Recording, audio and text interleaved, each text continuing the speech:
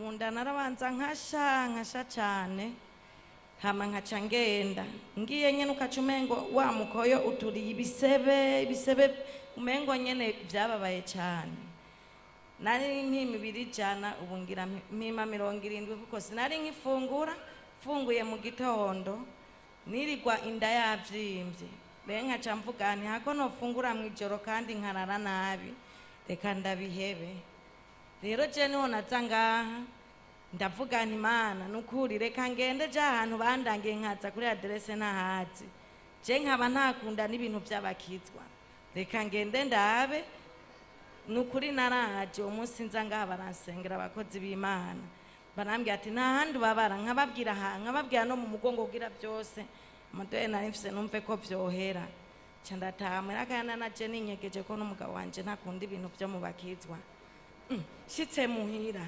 ndarindira wa mukoyo uraza ndavuga nteka ndindire wa mwanya numve ndarindira nukuri numva simiye ndavuga ahantu niho basi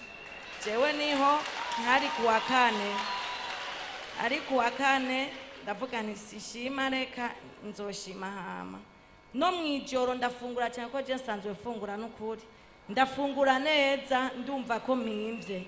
mwijoro ndara neza nk'akanyana ndavuga nti hano niho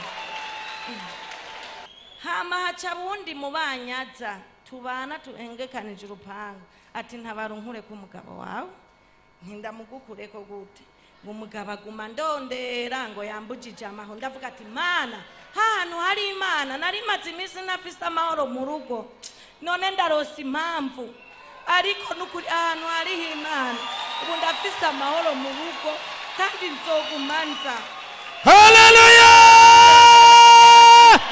ariko nzogumanza nubu yanyurije imodoka ngo tuje gusenga